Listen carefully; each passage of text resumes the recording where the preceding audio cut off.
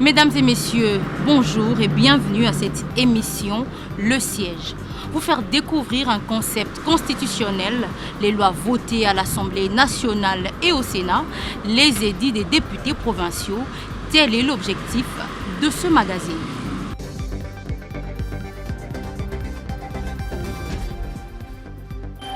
Proclamé par le chef de l'État Félix Antoine Tshisekedi Tshilombo depuis plus de 2 mois maintenant et prorogé par l'Assemblée nationale et le Sénat, l'état de siège, ce concept qui est pourtant applaudi par une certaine opinion, reste méconnu et non comprise par la majorité des Congolais.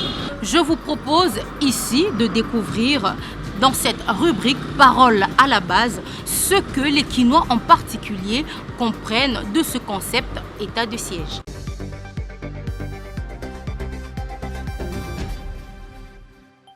État de siège, na évite?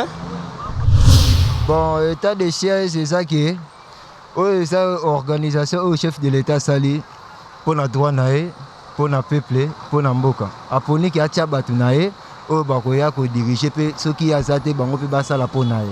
L'état de siège, c'est quand il y a un devis sécuritaire. Le chef de l'État a toute forme de qualité de décider comme chef garant de la nation, qui puisse mettre les points sur les i comme il l'aurait fait. Et nous comptons que le climat de la population soit serein pour qu'on soit de l'avant.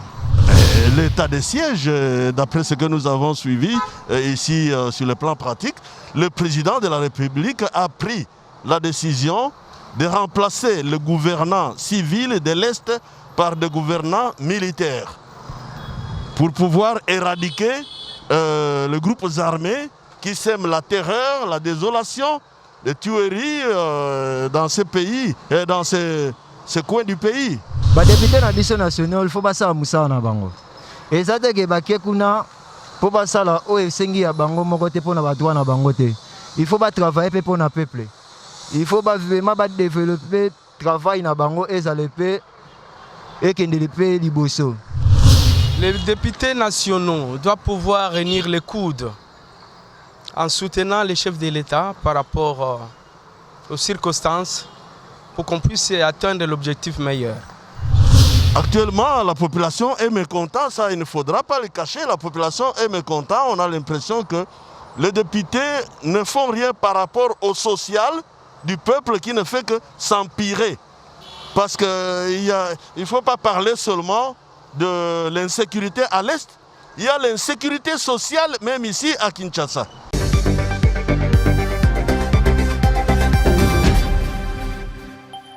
Vous avez découvert ce que pensent les Kinois en particulier sur l'état de siège. Je vous propose à présent de suivre les éclaircissements avec le député national Gary Sakata.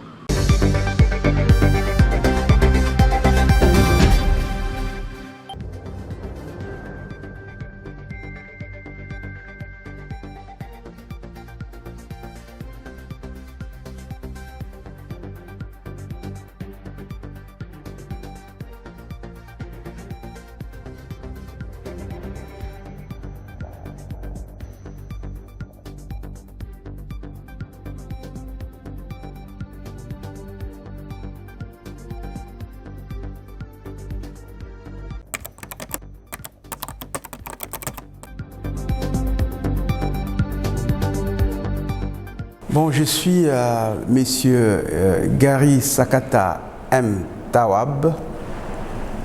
Je suis député national élu de la circonscription de Bagata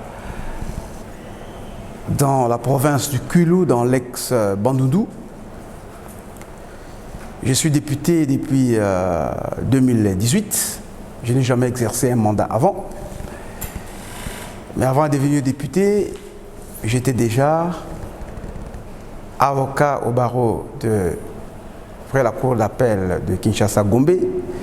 Je suis également avocat inscrit sur la liste des avocats près la Cour pénale internationale.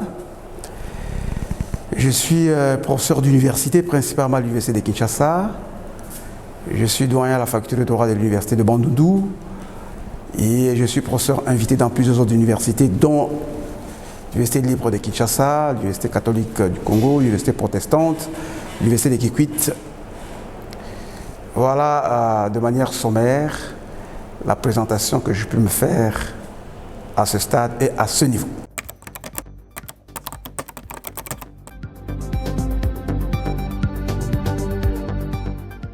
Alors, l'état de siège peut, en français courant, se définir comme étant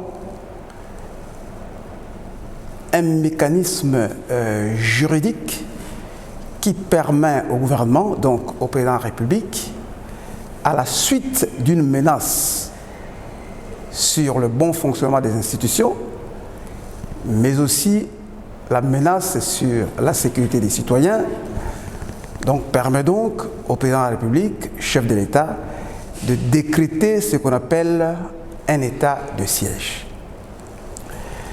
Alors, lorsque le président de la République décrète cet état de siège, ou avant même de le décréter,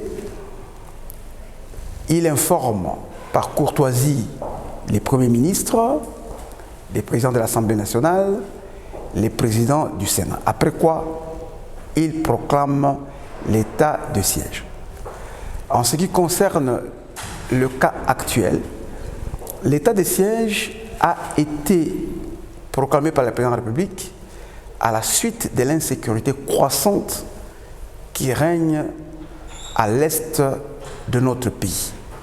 Cette insécurité a consisté en ce que plusieurs groupes armés ont existé, plusieurs groupes armés ont été créés et ces groupes ont créé une grave insécurité empêchant le bon fonctionnement des institutions nationales et provinciales. L'exemple c'est quoi? C'est qu'on a vu qu'il y a des groupes qui allaient dans un village, brûler le village et tuer les personnes innocentes. Il y a des groupes qui faisaient des barrages routiers. Lorsque vous passez avec une combi, une voiture ou un taxi, on vous arrête, on vous tue. Et puis plus récemment, vous avez vu qu'il y a même des ambassadeurs qui ont été tués à la suite de cette insécurité qui a commencé quelque part et qui s'est trouvée être généralisée. Au regard de la situation grandissante de cette insécurité, il a donc plu au président de la République de décréter l'état d'urgence avec l'intention de mettre fin à cette insécurité. Alors, il faudrait bien donc, pour mettre fin à cette insécurité, ou d'abord pour déclarer cet état d'urgence, il était nécessaire que le gouvernement ou le président de la République sache d'abord identifier quels sont ces groupes armés. Donc l'état de siège permettra à ce que l'on sache quels sont ces différents groupes armés qui sont en train d'opérer. Ça c'est de un. De deux, et ce qui est plus important, l'état d'urgence a été décrété pour connaître également qui sont les commanditaires de cette situation d'insécurité. Mais pas seulement, il faudrait surtout savoir quelles sont les sources de financement qui permettent à ces gens de continuer à créer l'insécurité et quels sont les motifs qui les incitent à créer ainsi cette insécurité. Ce sont ces différentes raisons qui ont incité les présidents de la République à décréter l'état de siège. Parce que dans notre constitution, nous avons plusieurs états qui peuvent être proclamés. Nous avons, le président de la République peut proclamer l'état de siège, il peut proclamer l'état d'urgence, comme l'année passée, en 2020, à la suite de Covid-19, le président de la République avait été obligé de décréter l'état d'urgence. On pouvait aussi en faire de même à la suite du volcan de Nyiragongo. Alors ici, s'agissant de groupes armés, il était plus important de décréter l'état de siège. Cela veut dire qu'on est en train de carrer, parlons un peu en français courant, un certain espace, une certaine superficie, en vue de contrôler, en vue de sécuriter les populations qui s'y trouvent. Le président de la République peut aussi, lorsque surtout il y a une invasion étrangère, déclarer un état de guerre. Donc pour tous ces types, on peut avoir les mêmes raisons, mais que le président de la République choisit de décréter tel État, mais pas tel autre. En l'espèce, il a décrété l'état de siège pour mettre fin à l'insécurité du pays parce qu'il n'a pas été identifié que des forces étrangères sont entrées chez nous. C'est pour ça qu'il était difficile pour lui de décréter l'état de guerre. Donc, puisqu'il s'agit aussi d'un ennemi qui est visible, il n'était pas possible de décréter, il était plutôt plus important de décréter l'état de siège que l'état d'urgence.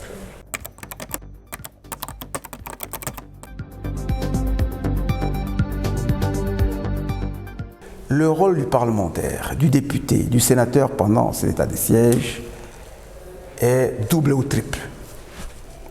Premièrement, selon notre Constitution et les lois de la République, l'état de siège consacre une forme de dictature constitutionnelle au profit du gouvernement et au profit du président de la République. Pendant l'état de siège, il y a plusieurs droits des citoyens qui sont rétrécis, qui sont réduits, sauf le droit à la vie, le droit à l'esclavage. Voilà, certains droits ne peuvent pas être, qui sont énumérés par la Constitution, ne peuvent pas être rétrécis. Mais de manière générale, les différents droits des citoyens sont rétrécis pendant la période d'état de siège. Donc on accorde, on reconnaît une forme de dictature en faveur du président de la République pendant cette période. Par voie de conséquences, les tribunaux civils sont remplacés par les tribunaux militaires. Il ne peut pas y avoir dissolution de l'Assemblée ou de l'Assemblée nationale pendant la période d'état de siège. Il ne peut pas non plus avoir des révisions de la Constitution pendant cette même période.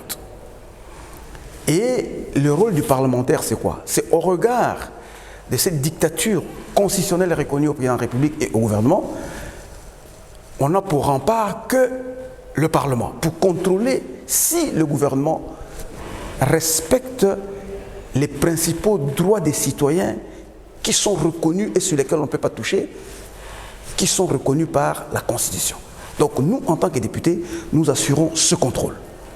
Et aussi, après chaque 15 jours, nous sommes dans l'obligation de proroger, pas dans l'obligation, nous avons la faculté de proroger cet état de siège si nous nous rendons compte que la situation qui avait entraîné la déclaration de l'état de siège n'est pas encore terminée, d'une part, et d'autre part, si le gouvernement respecte les droits fondamentaux des citoyens que l'on ne peut pas toucher conformément à la Constitution. Ça, c'est le rôle du parlementaire. De sorte que, pour ça, lorsque l'état de siège nous rencontre, alors que nous sommes en session, quoi qu'on en dise et quoi qu'on en fasse, on ne peut pas aller en vacances.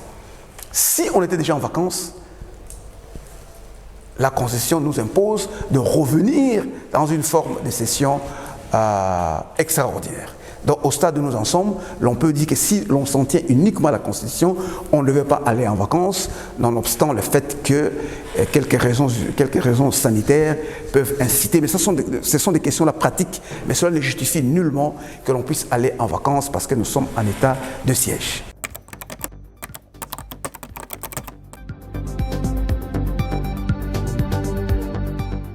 Moi, je pense que oui, c'est l'une des stratégies du gouvernement pour amener exactement la paix. Effectivement, moi, je pense même que si la paix revient, effectivement, ça sera une valeur ajoutée pour le programme du président de la République, chef de l'État, parce qu'il aura réussi là où tout le monde désespérait. C'est un véritable espoir que la paix revienne.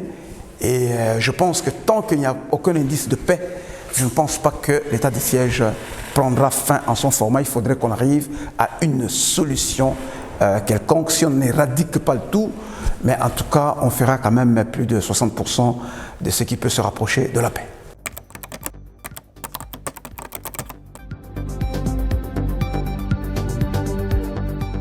Alors moi, ce que je peux vous dire, c'est simple. D'abord, il faut partir du rôle d'un député. Les députés ont deux principaux rôles. Élaborer les lois et contrôler le gouvernement. En ce qui concerne l'élaboration de lois, moi, à mon actif, j'ai déjà soumis au bureau de l'Assemblée nationale plus ou moins 7 propositions de loi. Reste à les mettre au calendrier, ça c'est une autre affaire.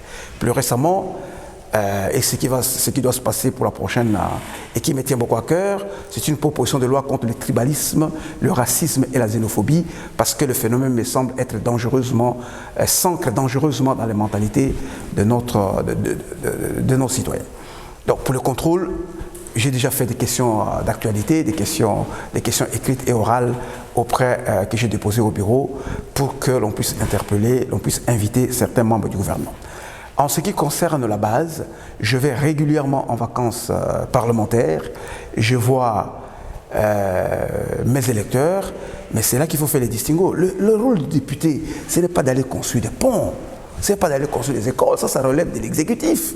Le rôle du député, c'est d'entendre les doléances de sa population et de les amener au gouvernement pour que le gouvernement fasse quelque chose. Nous devons renverser la machine qui consiste à faire croire que c'est le député qui doit construire les ponts, qui doit construire les écoles, qui doit construire les hôpitaux. Non, un député n'a pas d'argent pour cela. C'est le rôle du gouvernement central, du gouvernement provincial. Il doit assurer son rôle. Parce que dans la manière dont nous continuons à entendre l'opinion sur certaines questions que les téléspectateurs posent, c'est comme si ce sont les députés qui doivent réaliser certaines missions. Tovota Kibango, Bango Bazosa, les l'autre côté. Oui, nous avons un rôle de contrôle du gouvernement, mais c'est lui qui doit qui doit réaliser les engagés députés, les alliés du gouvernement.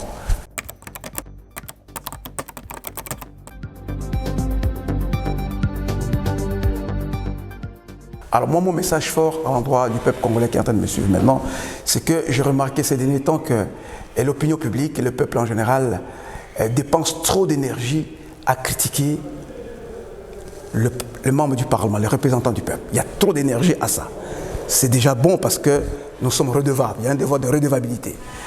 Mais si la même population mettait cette énergie pour réclamer l'eau et l'électricité auprès du gouvernement, je pense qu'on s'en sortirait déjà.